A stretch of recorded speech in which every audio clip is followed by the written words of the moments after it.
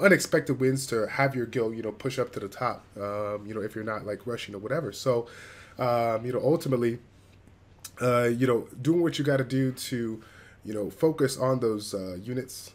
I ain't gonna lie, I kind of fucked up there. Lost, I forgot where I was going with that topic.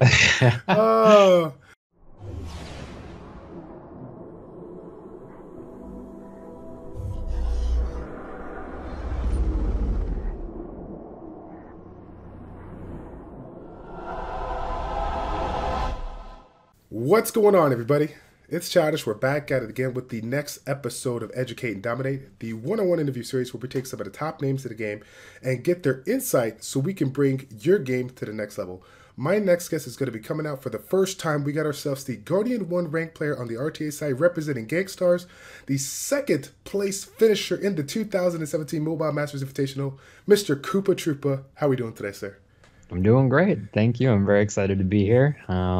I've never really done a video like this before with a YouTuber, so this is I'm excited, especially with our favorite game, Summoner's War, and still really happy with how the tournament went, and still love the game and excited for Season 2 RTA coming around the corner. Yes, it's coming around the corner very, very soon. So, for those that are new to the channel, welcome to the channel. The Educate and Dominate series has changed over the course of the last 2 years, bringing aboard top players on the arena, the guild ward, and now we're focusing on the RTA side.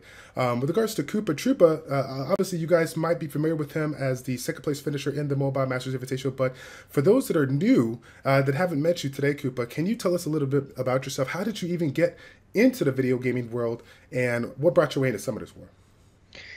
All right, so I started streaming on Twitch TV 3 years ago, and started with Clash of Clans, and after about a year or so, or actually 2 years, so about a year and a half ago, when I first started Summoners War, it was just one of those days where I wasn't sure what I wanted to play. I was just burnt out on all the games I was involved with. And then one of my viewers was just like, "Hey, Koopa, you got to try Summoners War." And at that point, he had been trying to get me to play the game for like a year and a half at that point. And so I finally caved. I was like, all right, you know what? Sure, I'm going to download it. I'll give it a shot. Right.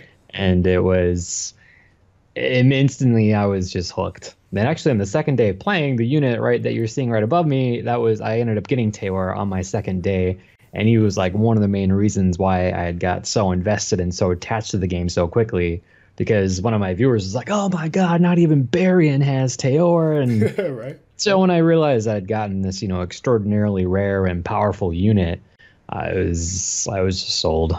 It was just so much more depth and so many different things going on in Summoner's War compared to some of the other games that I had played, and so because of that, it was just fun. Yeah, I definitely agree with you there. With regards to, how do I say, I think it was about a year and a half or so that you started, more or less.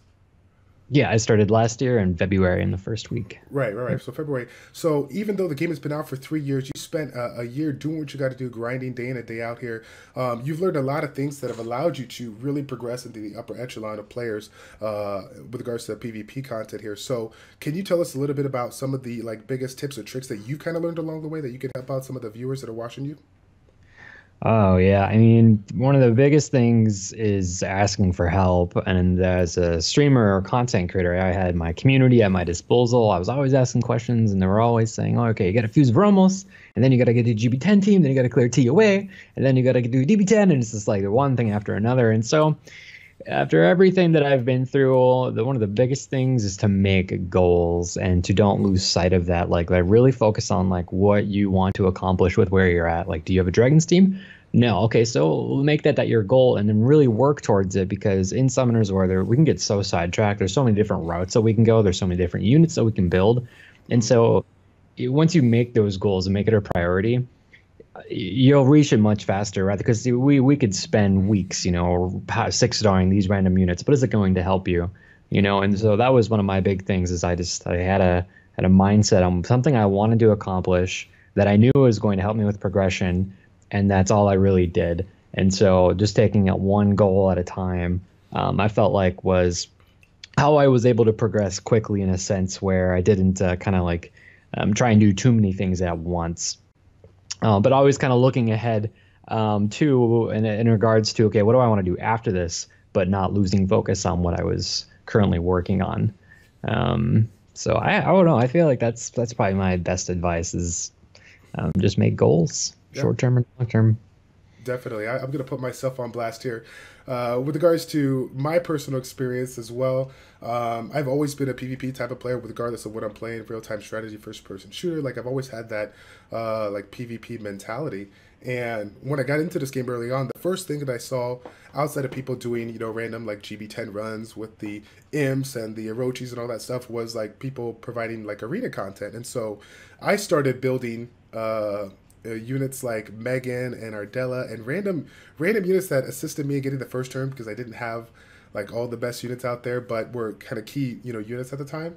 And so that really hurt me investing so much into the PvP side of things when ultimately doing what you'd have to do on the PvE side, you know, getting those core compositions like you were saying, you know, creating those teams that allow you to get those runes to make your PvP team stronger is extremely important. And with regards to some of the content that we're going to be talking today for the guests, I don't think it's going to be any better of example because we're going to be looking at about 6 to 7 different units that basically was the foundation of your RTA team. But before we get into that, you made a good comment there.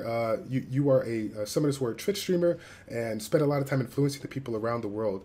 One of the things that I notice is that you have a lot of people, even though you're up there in the level, you have a lot of people that still stop by and, you know, asking a lot of those questions. Outside of the mention of goals, what are some of the common mistakes that you see people make, you know, outside with regards to Summoners War? Geez, I would say, well, I mean, the biggest mistake that I've ever made was feeding Light Anubis to my Magic Knight accidentally when I first started playing the game.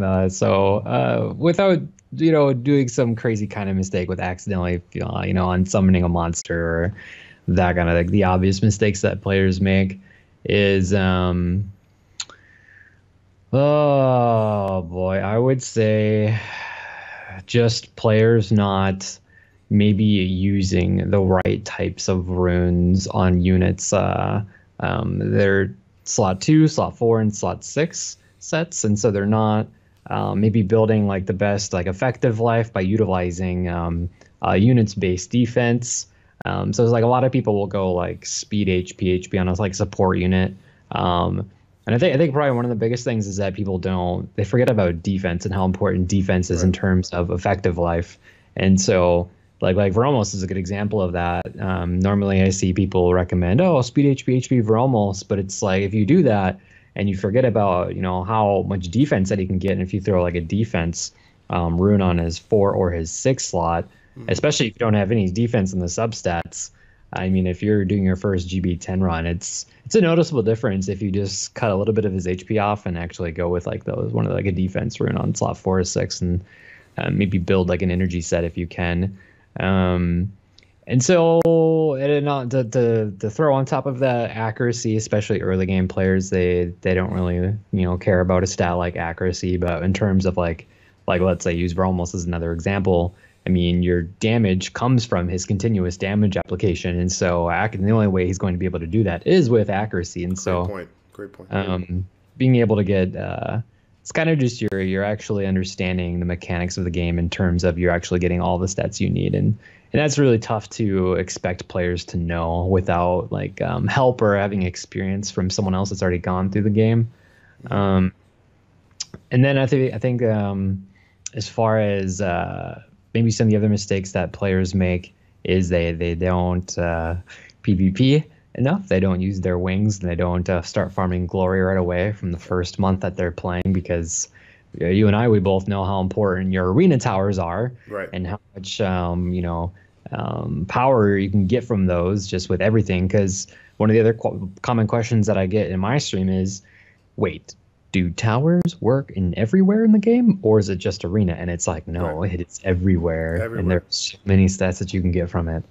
And I mean, if you've been playing the game for a year and you still don't even have some of your towers maxed out, rather than spending thousands and thousands of energy doing like Necro or Dragon, sometimes it just makes more sense refreshing your arena wings and just farming glory and leveling up towers. The day before M2 tournament, when I was working on my PvE teams, my wind tower and my attack tower were really low, and realistically I couldn't get any new runes to put on my Lucians or, my other units. And so I was like, you know what, I'm just going to farm glory. And so I had done like 800 attacks the week of M2, just trying to get as much glory as I could so I can get a few extra % on to attack power. Gotcha. So with regards to that, just have those people that are up and coming into the game, set up those kind of cheap like arena defense teams so that they can stay low and just generate the farm and make sure they're using all their wings. Right, yeah. Having only one unit on defense, then you're going up against other people that do that, then you revenge them. I mean, I remember when I started playing this game, I revenged the same person back and forth for like 4 months straight. Oh, I wish wow. there was a way I could have like messaged them and be like, "Hey man, how's it going? We've been doing this for months now." And I remember there was a few days where I had lost them, and it was almost kind of sad. I was like, "Oh, I just lost my revenge buddy. I don't even know how to find this person ever again." And so. Yeah, but no, that's important because there's no reason to be super competitive with summoners where early on you're just mainly focused on growth. Yeah, definitely. Right on. Well, I'm taking a look at quite a few units in here, but of course, you got tons of units, but we're going to be focused right around the RTA ones. Most notably, let's start out with the one that just represented you all around when it comes to the RTA, Mr. Woosa here, the Water Pioneer. So can you tell me a little bit about this unit and how it incorporates into your composition? We're going to be looking at, of course, about 6 or 7 units here, but this is one that really make or break your team because of some of the other units that we're going to be talking about here. So tell me a little bit about this unit and how it worked for you so well. Right. So Woosa was basically, he is the heart of the team. He's the foundation of the team. He is your turn 1 unit. And so when it comes to drafting, at least with my setup, he is my first pick every time. If they pick Woosa, it's a completely different setup. But ideally, I go with him initially. And the main thing is his 3-turn immunity. And with how many types of units are being used right now that can do harmful effects, whether it's a sleep or a defense break or a stun, the immunity is just so key to be able to even have a chance right now. And in a turn-based game, unfortunately, it's all getting first turn or going as fast as you can. And right. So I created Woosa as my fastest Swift set. And since his base speed is so high, it was relatively easy, actually. I was actually really surprised how fast I was able to make him, considering some of the runes that he has definitely aren't as fast as I'd like him to be. I'm hoping with the next few months I can get him over 300. Yeah, that high base speed is he works so well on a Swift set. Some people like to build him on Vio, but with the recent nerf to Vio, I feel like Swift is definitely the better choice, at least for me right now. I don't have like a ton of fast violent sets, so he's going to stay the way he is for now.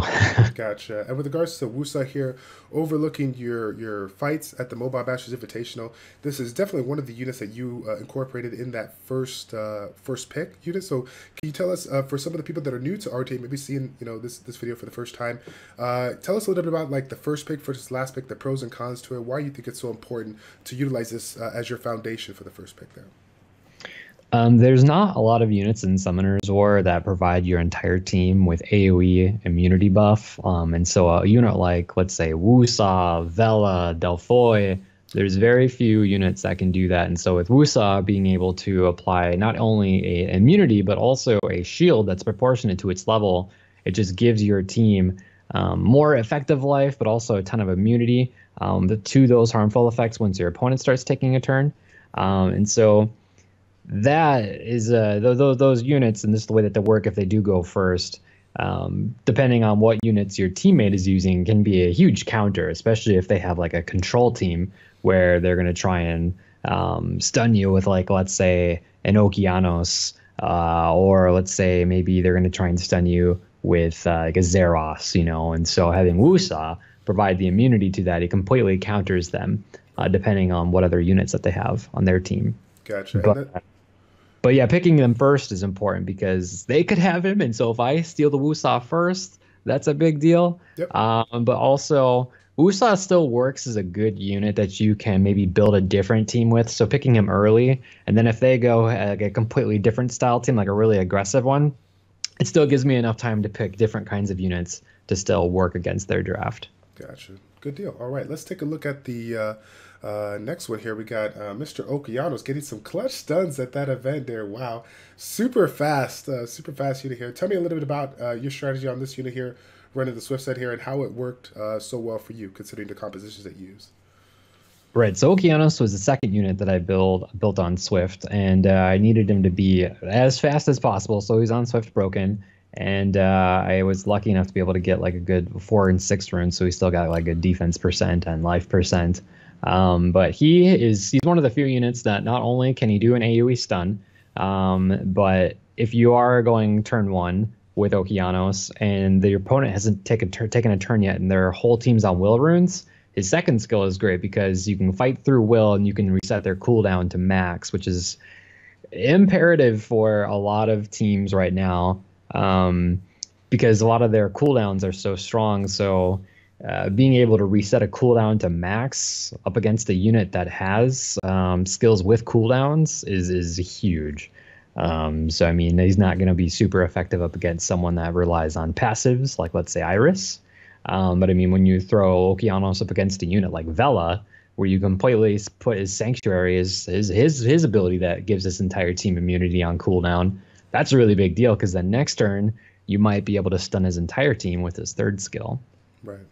And this is, I would say, Woosa and Okeanos are probably some of the more common units that you were like. If you didn't get the first pick, these two generally were that first pick for you. You know, when you got your first run of picks here. So when we think about things on the opposite, and not just the first pick but the last pick, what do you think is something that people should consider?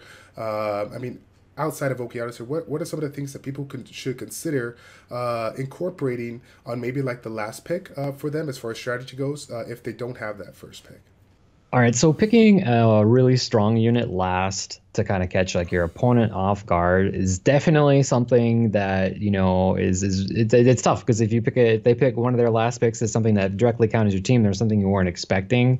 That's like, I feel like that's one of the biggest things in RTA right now is the drafting. And so some people have like a really rare unit like an L&D Nat 5 and then they throw it in last and it's nothing you would really expect, even though you might have a general idea of what kind of a team they're building.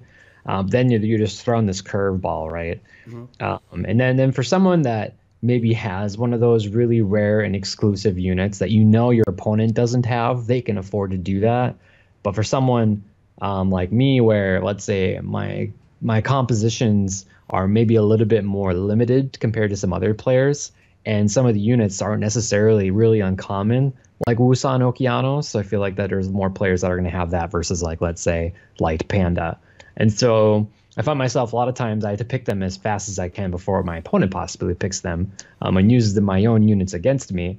So like other units though, like let's say Faye or Frigate, sometimes I can pick those last because they're not going to see those or expect them. Right. So I can catch them off guard that way. Yep.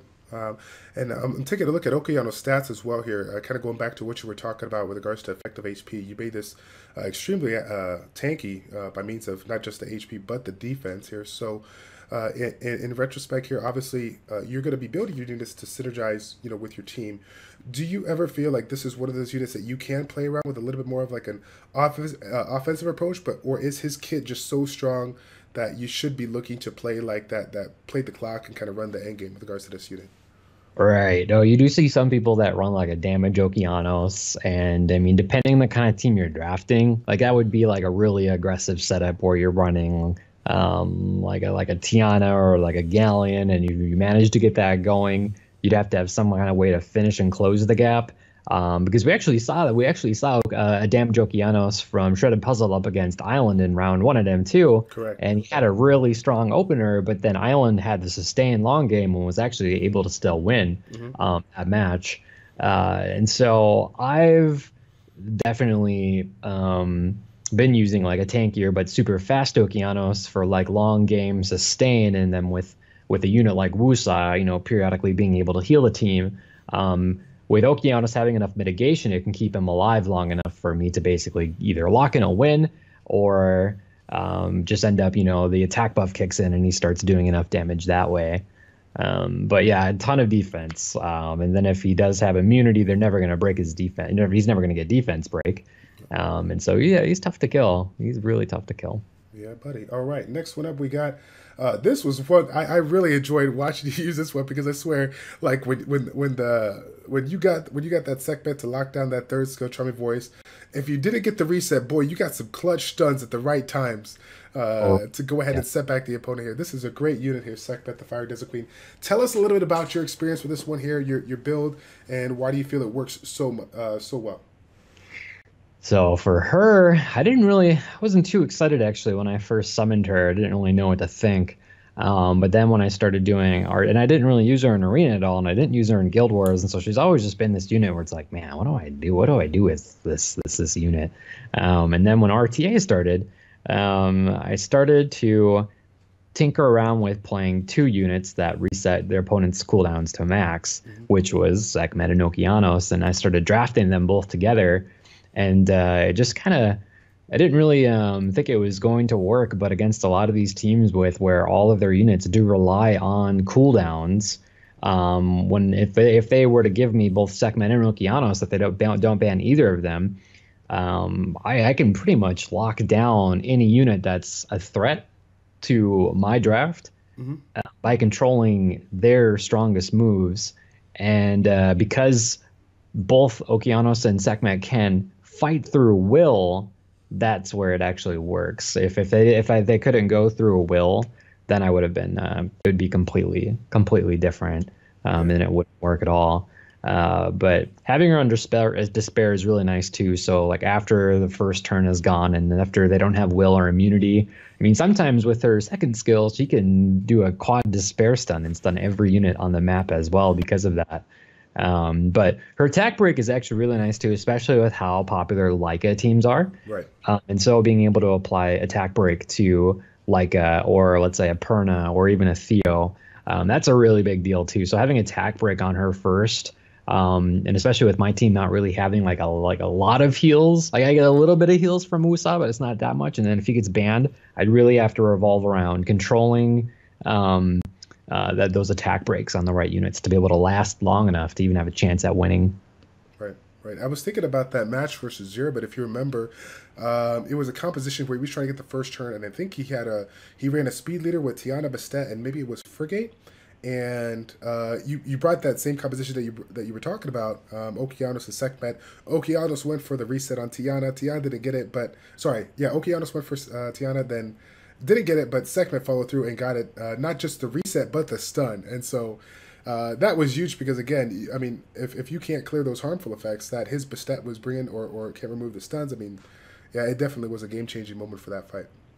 Right. So that's one of the nice things, too, is that if Okeanos, let's say, misses, I've got Sekhmet as a backup, although I definitely don't like using two cooldown shutdowns on like one unit. I would have much rather used it on someone else. But sometimes if a unit is a big enough threat, like let's say a Tiana, where she can clear my Woosa immunity, then it's like, okay, I don't have a choice. I have to attempt to do this again, and hopefully it doesn't get a double resist. Definitely. So accuracy has been a big deal, and luckily Woosa Okeanos are both accuracy leads, so most of the time I'm generally picking accuracy leader because accuracy is just so imperative for my play style for me to even have a chance at winning. Right. The last thing I wanted to mention with regards to Sekhmet, I know that some people are going to be frowning away from this. Some of the things that you don't see all too often, but of course, high-level players, they definitely understand the value of this. Sometimes when you're creating compositions, you're going to have to use runes that you may not, expected to be like, what you would have used about that. But ultimately, units like, or runes like this, a resistance factor, I mean, it's such a crucial part in RTA. If you get the right substats that you want, you definitely cannot shy away from this rune when it comes to the composition. What's your thoughts on that? Oh, for sure. Like a resist slot 6 rune are phenomenal. My Tiana has a slot 6 resist rune as well. And I mean, it's been huge, especially if you get the rolls into speed or if you get other stats into like, like on Tiana's has HP, flat HP, defense. I mean, it's a lot of effective life. And if you're getting a lot of substats on the other runes, you're not even going to miss that HP or defense on like that slot 6. Mm-hmm. Just because resistance, well, I mean, sometimes we feel like maybe it doesn't really help us out any, but I don't know. Resistance is a really big deal, especially with how important or how powerful debuffs and certain skills are. And so to be able to get those resists, sometimes it can be the only reason why you win a match. One random one random resist. So I definitely wouldn't be if I could have a solid resist rune on every single like type support unit that I had, with like the right substats, like I wouldn't be opposed to it at all. Yep, I actually have one on my Bastet as well here, and it's funny because a lot of people, the composition that I try to bring, if they don't ban Bastet, they definitely try to reset it, since that's generally like one of the only units that has that, shielding, any kind of like sustain aspect to it. So I love it when they try to utilize a skill to reset it or stun or whatnot, and it gets resisted here. Let's see. Moving on to one of your wind-based elements here, that was a nice unit with regards to your composition here, Seara. The Wind Oracle. We're running the Violent Will, Speed, Attack, HP. This is definitely something that if anybody's been following the endgame RTA or endgame arena in and of itself, arena, guild wars and whatnot, the hybrid build on this unit here is extremely important here. Tell me why you feel hybrid versus like a different kind of approach here with regards to YOLO and whatnot. Why do you think it's so strong here? Because a lot of times with Seara especially, I mean, she's like the first one that the team that I'm up against is they're going to try and kill. Perna's going to attack Seara. Leica's going to attack Seara. And so for her, having enough life is a big deal. Otherwise, she's just going to fall over right away. Sometimes even, like, let's say if you do get first turn, you got everything lined up. They may have will runes, and you might not be able to strip them depending on what they're picking and banning. And so her first turn, you're not going to be able to do anything.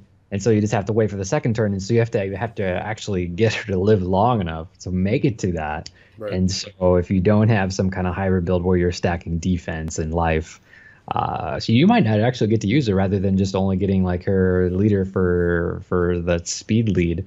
And then for a lot of times, like, it's not so much about Seara throwing one bomb and just doing crazy damage. It's more for control. Like, let's say you stun someone with Okeanos and you're throwing a bomb on someone that's already stunned, a 2-turn bomb, and that way when they wake up, they go into another stun, and it's more about getting control. And so for her, even with the Vio nerf, when she does proc Vio once, but then with getting an additional turn from her second skill guaranteed, I still feel like she'll be pretty strong on Violent in Season 2. Yeah, definitely. And we'll definitely get more into that at the end of the video here. You made a really, really good point about, basically what she is said to do, that aspect of not just providing damage, but controlling the opponent, trying to get that bomb and stun it there. So considering that, let's break away from the interview, so to speak, and kind of theorycraft. Even though we have, kind of a hybrid build here, could we make an argument for, if we're not really too focused on the aspect of doing a ton of damage, because we know that like the damage over time is going to get stronger if we're playing the clock, could we make an argument for still going hybrid, but trying to make it even faster, so that we're just generating more turns, or even with regards to the critical rate, trying to get a little more critical rate so we can get that attack bar increase? What's your thoughts on that? Oh yeah, there's so many different ways that you can build her, and it kind of depends on what runes you have available and like what you're willing to compromise. I mean, there's been some people that have wanted to try like a speed crit rate defense or speed crit rate HP, depending on what kind of runes you have available. Or I wanted to try and do like a speed defense HP build. That way she was like even really tanky, but still like going a lot of crit rate. Except I literally just got one of her slot 4 rune like 4 days ago. It was a will rune, and it just rolled so well into attack. And I was like, I have a hard time not putting this on her, and she would be on will still. And part of my current situations with her is not only do I use her for RTA, but she's also on my arena offense, and so I needed a little bit of attack for that. However, I did get lucky enough to pull a second Seara, and so I'm getting to a point where I might be able to Devilmon her, and so I would have one AO, which would be one AO Seara, which would be speed attack, and then one for RTA, which would be either speed HP defense or vice versa, or do the crit rate build on slot 4. If you go to Verde's slot 4 rune, he has I have that crit rate rune that would make that build possible, where it has a ton of speed, like a ton of defense, HP plus attack and accuracy. Like, this rune is perfect for that type of Seara. However, it's probably the most difficult one to build, because you would still need to be able to get all the effective HP and defense, or just effective life in general. And so you'd have one, if your slot 4 rune is dedicated to crit rate, it's probably the toughest Seara to build. But if you can, she'd be really strong, being able to get the high crit rate. Very strong. She can take a lot of turns. Definitely here. Let's see. And I believe Chow was probably one of your newer units that you got right before the RTA. The Water Dragonite here. Let's talk a little bit about this build here and how you incorporate it into your team. Consider your team is, there's not a lot of like Zerd type of units outside of, Seara and whatnot here. You have more of a control kind of set team. Tell me a little bit about how you incorporated this into your strategy. Oh, yeah. Chow has been a really important unit, depending on the teams that I'm getting drafted up against with how strong certain fire units are. And so there's a lot of teams that can counter my team, especially if they're taking my units. But if they're bringing heavy fire and they have, like, let's say fire and water only, Chow is definitely a unit that I pick because he can take the damage so well, but he also just dishes it out and he's self-healing. And so because I don't bring a lot of units that have healing, it's made generally only Woosa. And if Chow is like the last or second or one of like the last few units, he can basically almost like solo an entire team, especially with the way that his second skill scales with how many units are dead on your team. And so drafting him, it's not the most ideal, but I need to be able to have him available especially if against certain Leica teams or Pernas or other people's Okeanos if they're drafting him. Gotcha. Let me ask you this here, because the Chow is one of those interesting units that does extremely well, but kind of has like an disadvantage kind of aspect, because if we're playing the long game like you like to do, you have to consider the process of the attack increase, but the HP decrease. And from what I'm looking at with regards to flow, it looks like you're going to be getting a little bit more additional damage according to the current HP. So ultimately, does that have any effect, even though we're having the overall max HP going down? It shouldn't have an effect. The HP aspect shouldn't have an effect on his skill, right? He's still going to do a ton of damage, or do you know? I don't know if you tested that. Yeah, I haven't noticed too much about that in terms of like him maybe being worse or better. I generally feel like he still is doing great damage, especially if you end up getting defense break on a unit, whether they're water or fire. And if he uses his second skill Justice, you're probably just going to one-shot them. It's especially if it's at the point where attack power is up 30 to 50%. If you're critting on a unit with defense break with a Dragonite, whether it's Chow or Leica, that's pretty much like a dead unit. Right. Yeah, they're dead. Let's see here. Before I get into the kind of wild card unit that we threw in here, I want to go to your light and dark category, most notably Mr. Frigate here. This was a pretty strong unit, got some clutch stuns that definitely help you resetting those cooldown times in some of your key units that we mentioned before, Woosa and Okeanos, in order to get those main skills back up after a few turns into the match here. Tell me a little bit about this unit here and how you like it, how you incorporate it into it. Right. No, Frigate is one of the strongest, one of the reasons why this composition can be as strong as it is. And so and that is one of the reasons why I tuned him in terms of speed the way that I did. He's not on my fastest set. And some people, it's like, oh, if you have a Frigate, you have to put your fastest runes on him. Not necessarily true. You can make him fast, and you can make him just a little bit slower than maybe a few of your units. And that way, once they do take their turn and use a cooldown, like let's say Woosa, Wish of Immortality, or Okeanos, resetting opponent's skill cooldown, and then being able to go full speed ahead. You set them up to take another turn, but you also reduce the cooldown of one of the strongest skills that you just used on one of your units.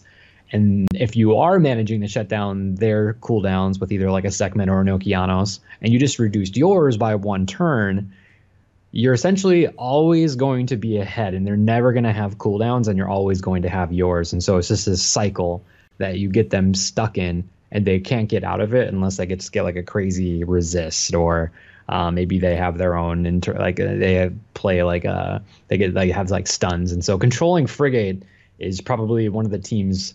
If you were to go up against this team, being able to control Frigate or killing him first is probably what I've noticed is the strongest way to go up against the team. Having that cooldown reduction is insane. Nice. It's nice. Yeah, and I tried initially actually having Frigate at the beginning of Season 1 the fastest, and Woosa was like a little bit slower, and Okeanos was a little bit slower, and I always felt like such a waste because I'd still get first turn with Frigate. I'd play full speed ahead, but I wouldn't be actually utilizing that -1 cooldown time. And so halfway through RTA, I rearranged all of my units, and that's when I had Woosa and Okeanos faster and Frigate a little bit slower, and it was like night and day difference. I think after I did that, I think I won 20 matches in a row and went from Conqueror to G2 in the span of like 3 days, and it was just it was just so game changing. Yeah, yeah. It's funny that you mentioned with regards to the game changing here. Let's kind of elaborate on that when it comes to some of these units here.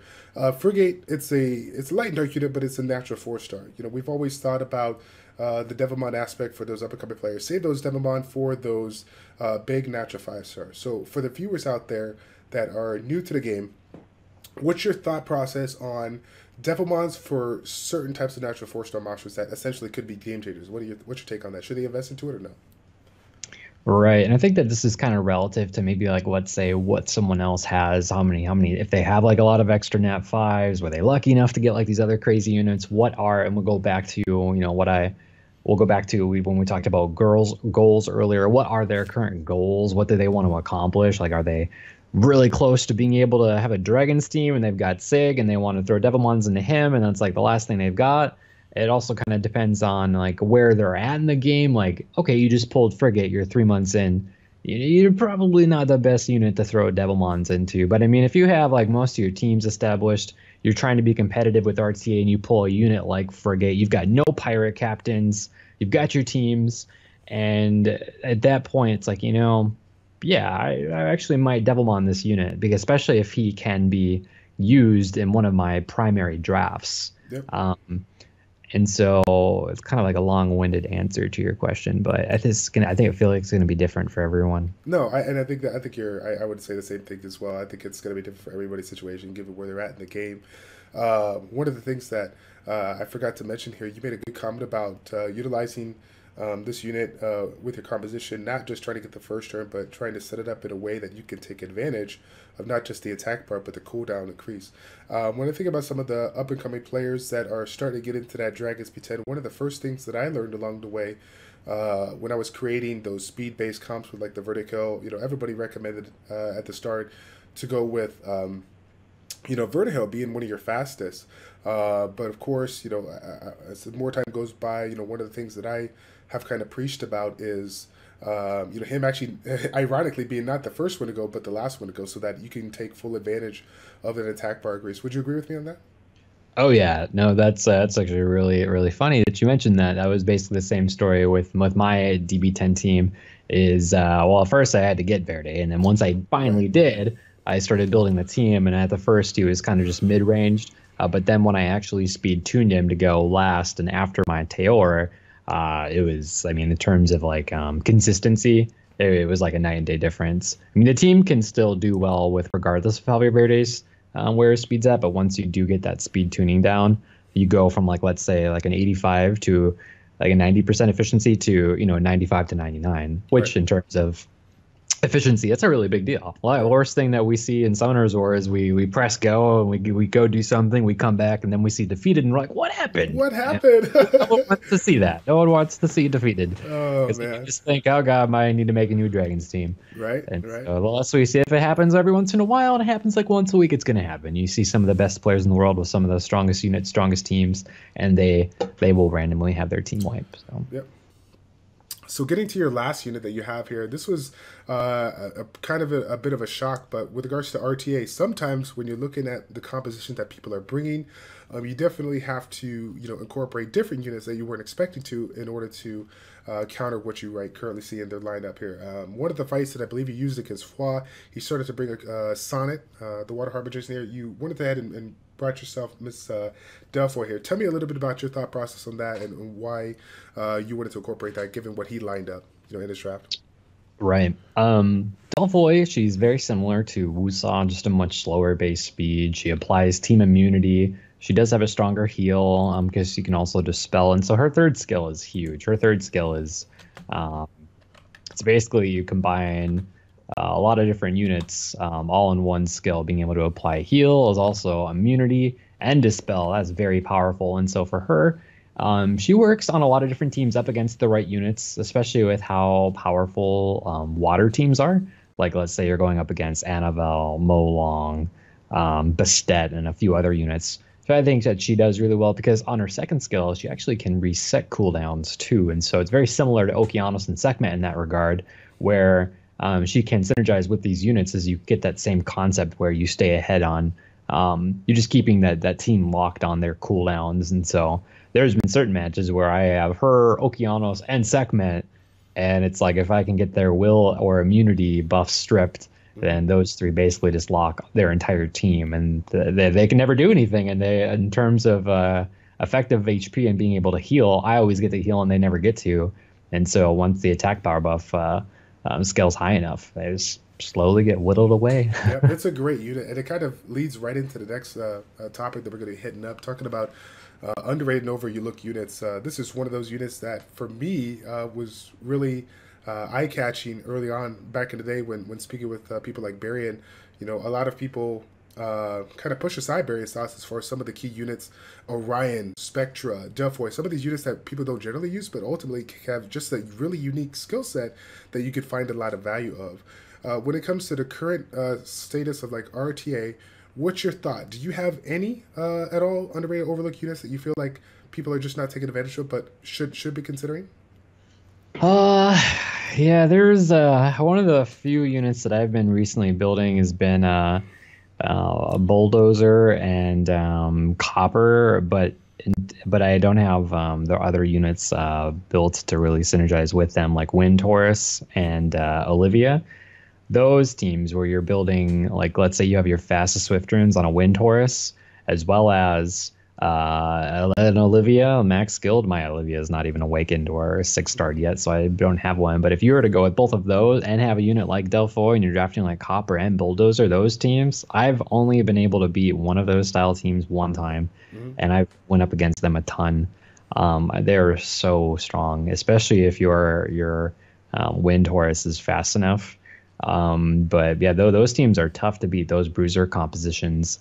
And so that doesn't even a single nat 5 on that team. Right. You know, it's like these other teams that I'm drafting. It's like every single unit is a nat 5 or an LD nat 4. Yep. It's just you have to really take all of those runes and you have to, you know, funnel them onto those fastest units. Since they can do an attack bar boost to your really slow, you know, heavy bruising bulldozer or copper. Right.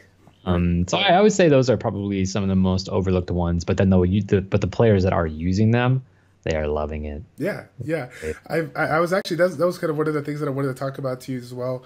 I don't know what the actual terminology people utilize, but I believe Syntax talked about like command type of units that are going to research an ability or a unit, to full 100% attack bar and give him that next turn if the other opponent doesn't have anybody already at 100%. So Olivia, despite the fact that it's still, it's been mentioned so many times about underrated overlook, I still feel like people are not using it enough. Rune, I think it's another unit out there we could throw in there, can take full advantage of since it can remove those harmful effects on the lowest unit that they're focusing on. It's funny that you say Bulldozer. I recently 6-star my Bulldozer. I made him obviously super tanky, but made him like, I don't need to have, what is it called? Critical rate buff, just a defense buff. I put him at like 96% critical rate so that I can use him with command type of units like Olivia, Raccoon, and then bring a couple other units to kind of synergize well with it, just to try to see if I can, just essentially just cycle through Bulldozer and, lock people down by means of his first skill. And by means of the runes that I'm actually using, I threw a despair set on him. I'm gonna shock some people. Shock some people. Here goes all my strategy. That's it. It's over. I already put it. That's how I had my Fae, actually. It was on a super fast and tanky despair build. Right. And people would expect her to be squishy and hit really hard, but she was on like a speed, defense, HP build. And so if they did attack her, and if she opened with her third skill, I mean, she would have a chance at revenging. And if she revenged, she would strip. And then if she stripped, she could also stun them. It's crazy. Even if full debuff. So I love it. But I did the way that I ended up finding that it still just wasn't as consistent. Just because it was too many RNG checks. Yep. And so I just all right, you know what? We're just going to throw her on damage. And if I do draft her, I'll make her fast enough to not get cut from Frigate. And that's been working out better because she can one-shot a unit if she does a good defense, which is nice. Right. So those are pretty much the main units that use here. With regards to the finishing of the RTA season 1 here. Do you just kind of have any overall thoughts? What you liked about it? What you didn't like about it? Like, were you pretty excited about the turnout, considering we had 3 different stages with Come to Us? Making some changes, for the better. What was your overall take on it? Season 1, no, it was great. I mean, we've been testing and waiting for this feature for a while now, just with like the World Arena or the all the other updates that they did prior. They did a nice job with their rewards. The transmogs are a lot of fun. It's something fun to work towards. When you see units that have like the lightning wings, and especially the new Ifrit transmogs that are out, like you get a sense of who you're up against. Like, oh man, yeah, this guy's going to be a tough opponent, and or the units look really cool. And so for someone that puts a lot of time into it, I feel like that the rewards are worth the effort. But and then just with them nerfing Vioprox, I think that's going to be huge. Just because it is kind of frustrating when you are in a match and you're, let's say, in my position where you've been controlling their entire team, you have the cycle going, but then their Perna procs Vio 3 times, right, or Chow 3 turns, and it's like I can take a hit or 2, but not like 3 or 4, and it just totally, the whole sustain just goes out the window, and they just take out a unit. And now the game has a lot of it's based off of RNG, so it's hard to argue, But for my unit specifically, especially with none of them really being on Vio, I know my team's going to be stronger. Yep. That's a great. I can't go play. You're pretty excited because because some of these guys have like super fast Vio sets, and it's like I have my Swift sets, and if their Vio procs are only working once or have a limitation, that's it's not really going to change anything for me. Yep. So. Yeah. With regards to that season 2 upcoming, the Violent Nerf and whatnot here, for you it's going to be great, right? You're not changing anything, but I'm curious to see what other people do, considering how some of the teams that you've kind of fought along the way. Do you feel like there's going to be any kind of other unique strategies? Do you think like people are going to be using some of those kind of command like research type of units, or do you feel like there's going to be more emphasis on random subsets that people don't use to take advantage of the attack bar increase, like a Nemesis set? What's your thought?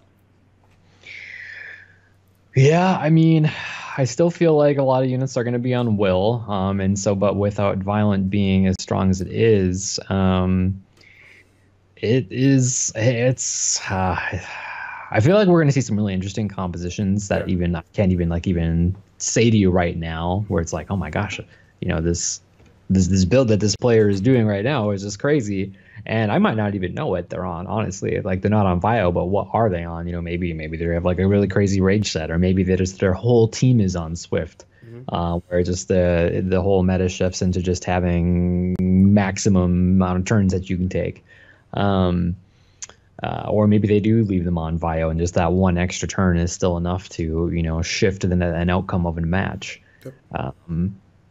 That's tough for me to predict that, but I am looking forward to it. Gotcha. And of course, the Violent Nerf was the biggest change when it comes to Season 2 of RTA.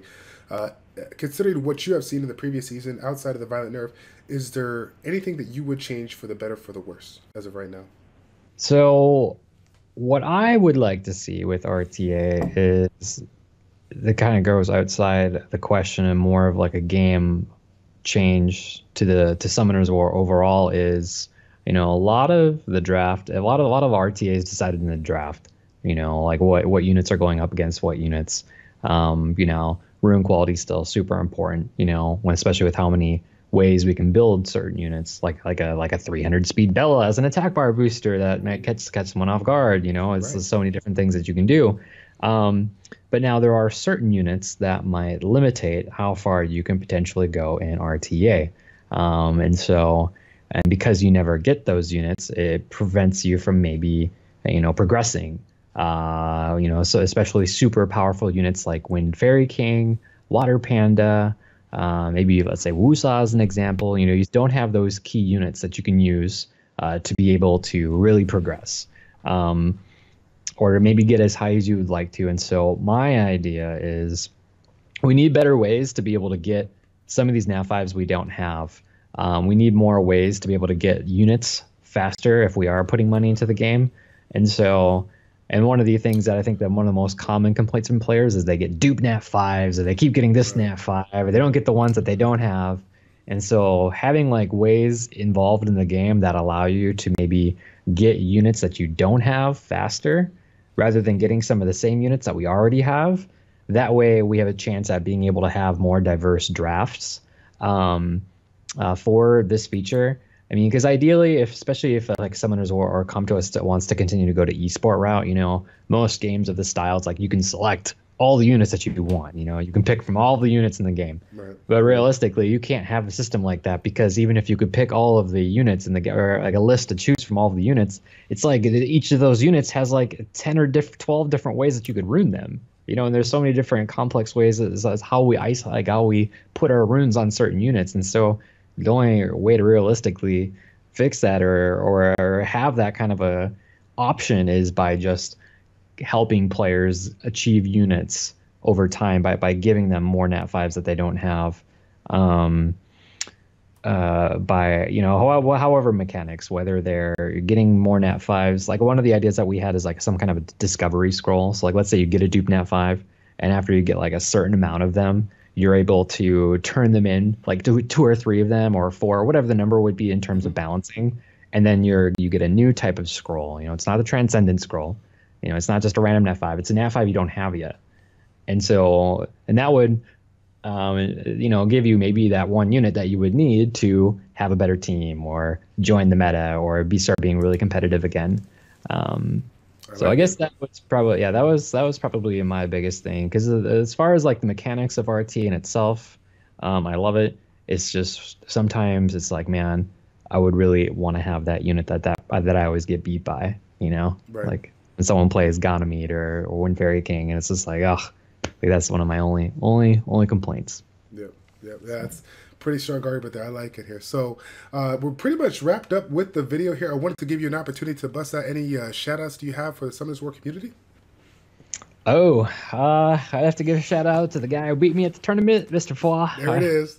No, it's always all right. No, I know it was that was quite the moment when him and I got a chance to go up against each other, because, you know, I learned the game from him, like from the competitive aspects, you know, like I'd always watch him. It's just like I'd watch him rush, I'd watch him do RTA, and just like even before that, just giants, dragons, and necro and that kind of stuff. And so to be on stage going up against them, I was just like, I am in trouble right now. It was a hell of a fight. Even Shredded Puzzle though, like I have actually watched his videos as well. And I remember it was one of his videos where it was like free to play triple S water team. Right. Like, oh, I gotta watch this video. And it was, you know, Shredded had just, you know, crazy runes on his units, and I was like, oh, this guy. But then I actually had to go up against him too at the tournament, and so I was like, oh man, I'm in trouble. You know, so yeah, Shredded was an amazing person to get a chance to meet, and so yeah, I'm hoping that we get to do something like this again with everyone, because it's so much fun to be able to meet all of these content creators in person with the entire purpose of why we're meeting centered around a game that we all love and enjoy. And so even though we all had not met, we were all friends because we all had something big in common, which was this game.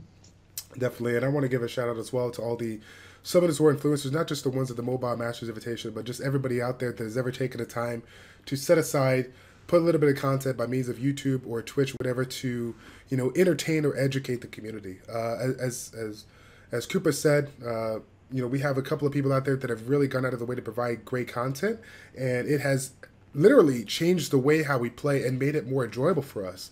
I know I'm sure you get a lot of emails out there, people, you know, saying, hey, thank you for what you put out there. It really helped me out. I mean, like, it's so rewarding to get that feeling from influencer. But even on the flip side, for me as a viewer to your channel, to Fwa's channel, everybody, I'm really grateful that you guys spend so many hours recording and just streaming your content so that we can, you know, learn from you.